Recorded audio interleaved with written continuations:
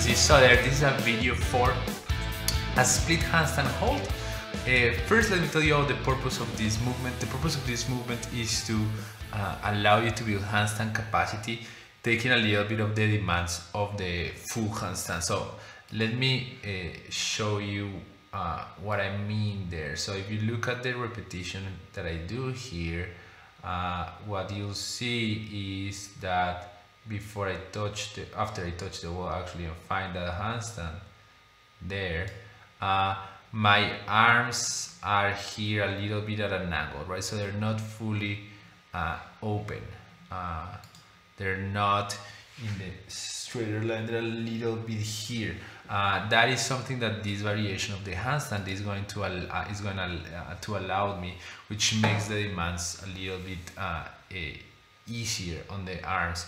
And the second thing is that, of course, because I'm splitting, the legs are gonna aid me in the balance. One of the things that you have to be careful with this drill though is that if you split too much, you can overextend your back, right? And so you can be practicing an overextended handstand hold, which is not a bad thing. It's something you should own, but it is a handstand that is gonna be at the end of the range of motion, and so it's something that like should be secondary, right, like to the more stacked handstand. So if you look at this repetition here, let's play it.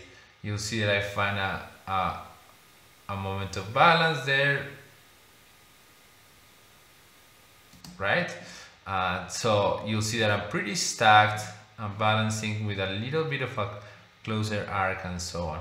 And then right away I'm gonna show you a repetition in which I go full open extension, right? So that one was a good rep, and this is a secondary thing, right? And here I'm splitting fully, and so there is no problem with this split. Again, you'll see that like because of the position, again my shoulder is gonna be a little bit more close, but as you see I have much more pronounced arch, and I'll be able to hold that position, but it will not be as productive. I gave this example here using that wall because even though this is a drill that like freestanding will perfectly work, but at the beginning it's very difficult to find that point of balance without having the safety of the wall. You don't want to extend the legs, it feels very unsafe for your body, and so starting with the wall is a very good idea.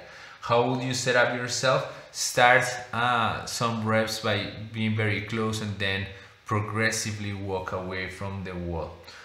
When is it good to add this movement to your handstand world, to your handstand progression? When is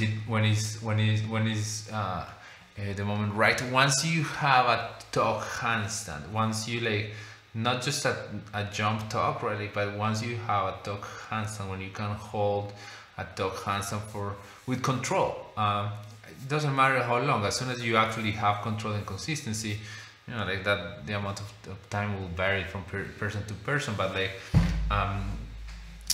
once you have control, once you have to go into that position by on your own, however you want, that is the moment to start introducing this drill. And once again you find that control on the wall, move away from the wall right away, right? That transition is gonna be hard. Expect it to be very to create a lot of fear. Even if you don't process that sentiment as fear, that's what your body is really feeling. Good. Those are split handstand holds using the wall. Hope you try this. Let me know how it goes.